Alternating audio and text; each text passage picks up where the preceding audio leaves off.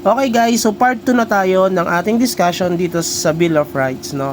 Sa Article 3, 1987 ng ating Philippine Constitution. Sabi dito sa Section 3, the privacy of communication and correspondence.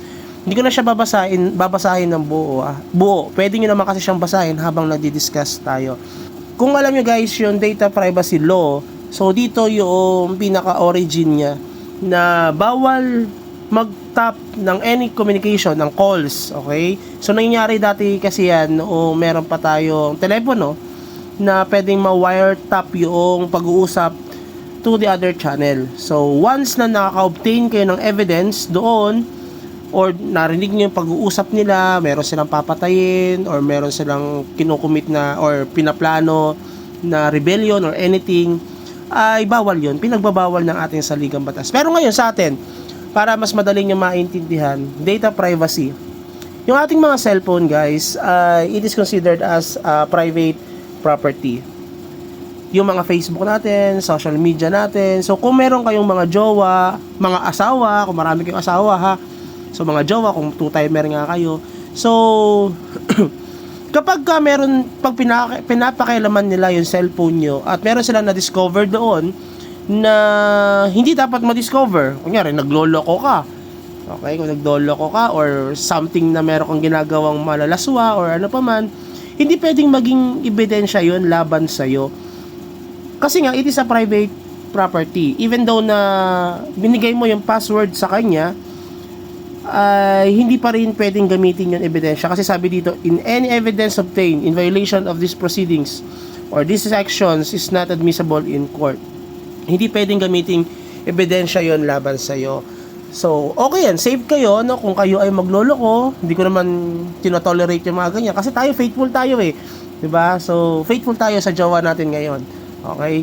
So, siguro siya naman din na susunod. Siya na din naman panghabang buhay na, no?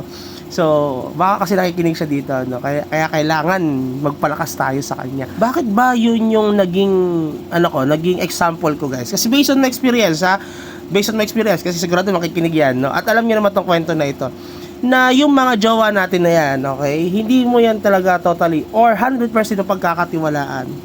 Hindi kasi kayo palaging in good terms, okay? Or sabihin na lang natin, naging ex mo na sila.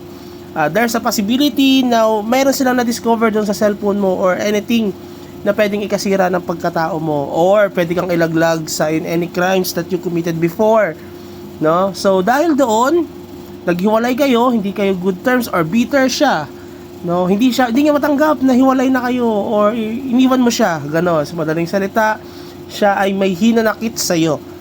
Okay? Dahil doon, na-screenshot niya yung mga conversation or mga evidence mo diyan sa cellphone mo, tapos ginamit niya yung ebidensya laban sa iyo para mag-file ng complaint. In any complaint, kung ano mga pwedeng niyang i-complain sa iyo. Okay? So, dahil doon, hindi pwedeng gamitin yun na ebidensya laban sa'yo. Hindi yun kakatigan ng korte, hindi rin yung kakatigan ng prosecution. Pwede siya mag-file ng complaint, sige, mag-file siya ng complaint. Pero kung gagamitin yung ebidensya yun, hindi yun mananalo. Madidismiss yung complaint laban sa'yo. Bakit? Dahil nga, karapatan mo yung privacy na dapat hindi siya nag-screenshot, hindi rin siya pinipicturean itong mga conversation or mga pribadong mga dokumento dito sa iyong mga cellphone kasi it is considered as our private property. Okay, malinaw yan guys ha. Kaya pwede nyo magamit yan in the future kung baka kasi marami kayong magiging excess, no? So at least kahit paano alam niyo yan. Sabihin niyo sa jowa nyo, kung meron ka man makita sa cellphone ko at kung ano pa man yan, at in the future magalit ka sa akin, hindi mo yan pwedeng maging ebidensya laban sa akin. Inuunahan na kita. Kaya inuunahan ko na yung jowa ko ngayon. Pero feeling ko naman, hindi naman kami maghihiwalay, no? So, yun. Okay? So, paragraph 1 and paragraph 2 na. So, paragraph 4, section 4, no person shall be past abridging the freedom of speech. Okay, malinaw yan guys. Kaya nga meron tayong karapatang magsalita or express yung ating mga nararamdaman. Diba? Kung galit ka, sige, as long as na wala kang natatapakang ibang tao. Kung sabihin mong pangit ang mga congressman, mga magnanakaw, yung mga congressman na yan, it is an expression. Pero if you directly pointing a person, it is violation of the law. Okay? So, kapag katinuro mo na si ganito, si senador o si congressman X ay isang magnanakaw, ganyan, violation ng kanyang karapatan naman yun. There's always a limit dun sa ating mga karapatan. Kung karapatan mong mag-express ng malaya kung ano ang mga gusto mong sabihin, meron din silang karapatan na hindi pwedeng sabihan ng kung ano-ano man na pwedeng ikasira ng kanilang mga pagkatao. Even din naman sa'yo, ayaw mo mangyari yon. Okay? So, walang kahit na anong batas kasi only the Congress and the Senate, the Legislative Department will create the laws upon the approval of the President.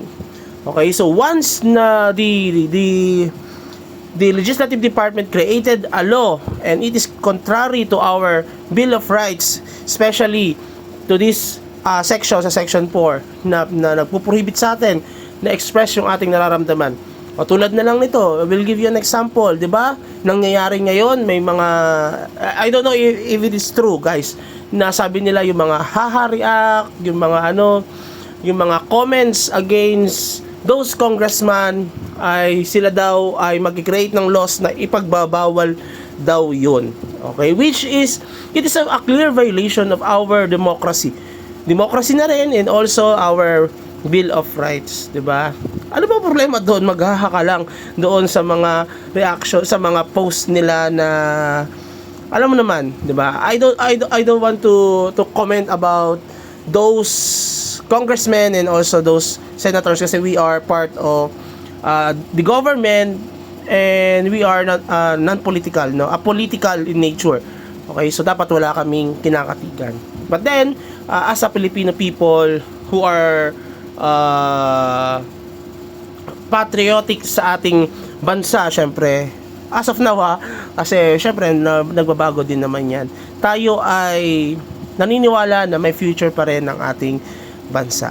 Okay, so next one is in Section 5. No law shall be made respecting the establishment of religion or prohibiting the free exercise thereof. Okay, walang kahit sino ang pwedeng magsabi sa atin na bawal ka pumunta dyan, di ba?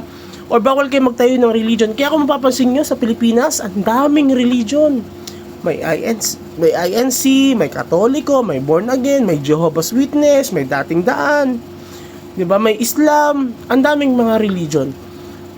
Okay, pero yung kahit na anong religion yan, kung anong pinaniniwalaan mo, karapatan mo yan. Okay, kung satanista ka, atheist ka, walang problema dyan. That is your rights, diba? Karapatan pantao yan. Ngayon, kung sino man magsabi sa inyo na kayong mga tulad niyan, yung sasabi nila mga iglesia ni Cristo ay mga ganito ganyan, diba?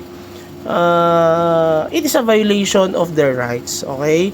Kasi nga, walang bawal yun na we need to respect in each belief, okay? And kailangan natin siyang i-exercise. Kahit naman din ako, marami na akong ilan na ba? Religion na naatinan. Siguro mga 4 na religion na naatinan. No? Depende kasi kung anong religion ng jowa ko that time eh. Kaya tayo ay nag-ship-ship. Ngayon yung jowa ko kasi walang religion. Ewan ko kung sino pinaniniwalaan niya. No? Pero I do believe na meron naman siyang Diyos. Okay? Kasi lumuluhod naman siya kay Jesus. Charot! Okay, baka kasi marinig niya ito. Pero siya lumuhod kay Jesus eh. Kaya feeling ko talaga siya ay maka-Diyos, okay? Or siya ay may pinaniniwalaan Diyos. So, sooner or later, magkakaroon din naman kami ng it's just so happen na medyo busy lang siguro. So, yan lang muna yung ating Section 5, Section 3 to 5. Yung part 3 ng ating discussion ay i-upload na lang natin ulit para kahit paano ay mabitin kayo at kahit paano hindi kayo antokin kapag sobrang haba ng ating mga discussion. Kaya hinahati-hati ko siya, guys. So, yun lang siguro. Have a good day. Bye-bye!